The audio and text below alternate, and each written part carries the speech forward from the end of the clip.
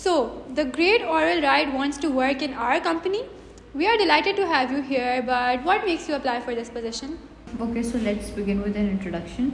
Hi, my name is Orwell Wright and I'm from Ohio, USA.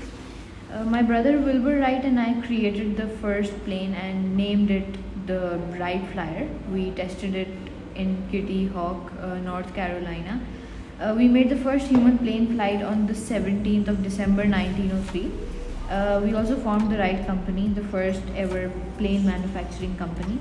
And I want to work in this research company because I feel lonely without Wilbur, and this opportunity will help me a lot to learn and grow.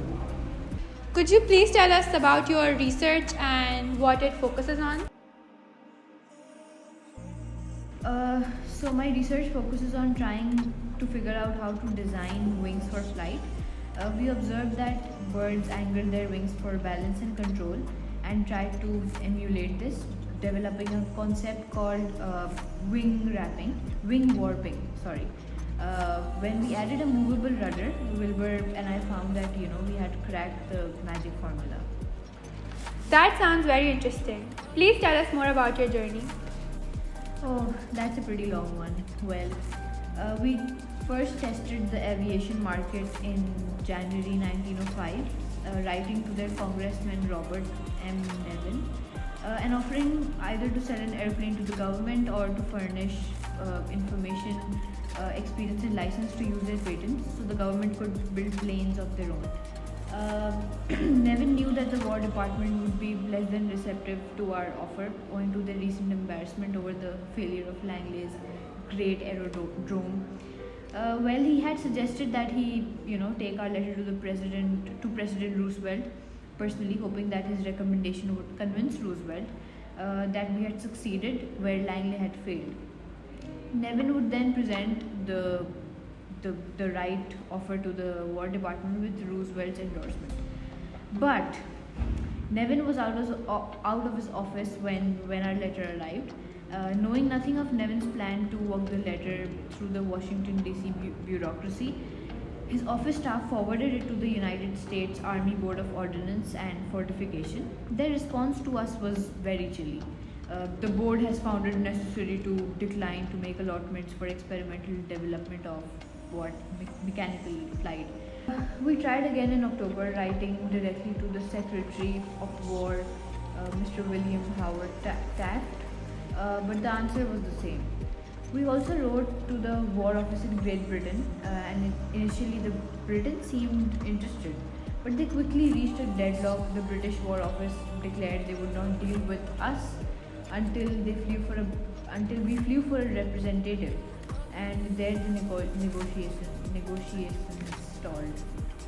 That is very inspiring. As you talked about the challenges you faced with your wing design and the maneuvering of your aircraft, how do you plan on enhancing, and how would you say your work is still relevant? So, our breakthrough was the creation of a 3-axis control system which enabled the pilot to steer the aircraft effectively and to maintain its equilibrium. This method remains standard on fixed wing crafts for all kinds. We designed and built a 4-cylinder internal combustion engine with the assistance of Charles Taylor, a machinist who we had employed, and recognizer that propeller blades could be understood as rotatory wings. We were able to design twin pusher propellers on the basis of their wind tunnel data. We were able to conduct experiments for 4 years, and we got really far. However, we still want to improve further. For example, we want to find an internal combustion engine light power enough to fly our plane. Please reflect briefly over your experience working alongside your brother Wilbur Wright. Well, he was my best friend, my mate, my confidant. And what I'll only say is that, the Wright brothers discovered the principles of human flight.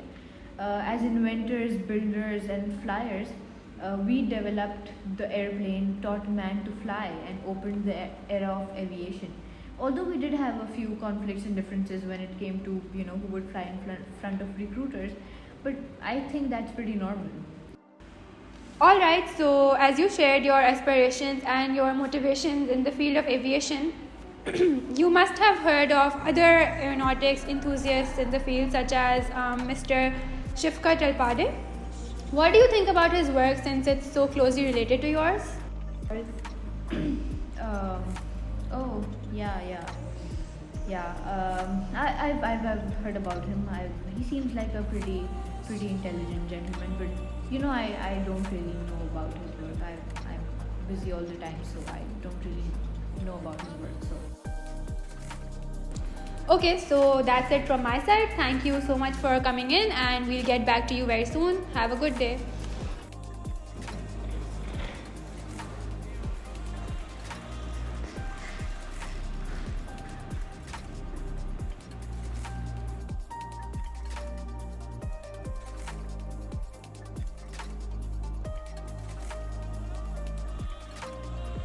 Hey, Detective Diaz. So we just had Mr. Orwell Wright come in to apply for that position that just opened.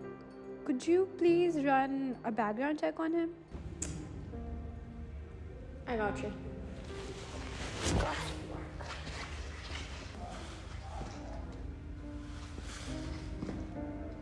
Oh, hi, Mr. Talpade. Is this a good time?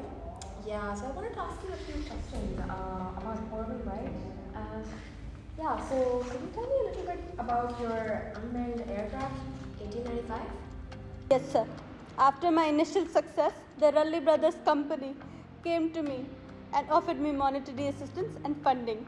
They said that if I give them the concept of the technology and the drawings of the aeroplane, I would get funding and money. So I gave it to them. They promised me due credit, but nothing. They did not help me expand my technology, nothing. Instead, I read on paper, Wright brother, use my work for invention, their own invention. I was appalled, sir, downright appalled.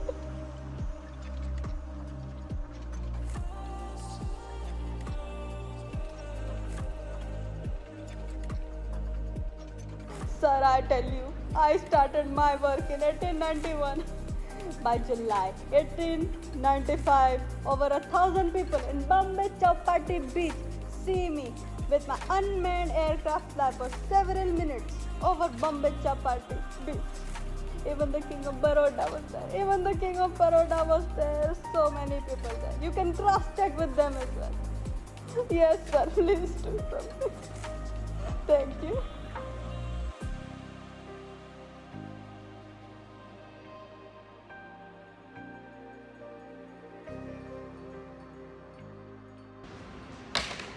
So, Mr. Wright, is that right? Let's get straight to the point. Why work for a corporate? Weren't you guys interested in selling your planes to the government and work for the military, make some money out there? Don't even get me started on that. Why do you guys not understand? We made the first human plane ever on the 17th of December 1903. We demonstrated a new airplane and the US Army bought its first military aircraft. We began to manufacture airplanes and teach pilots.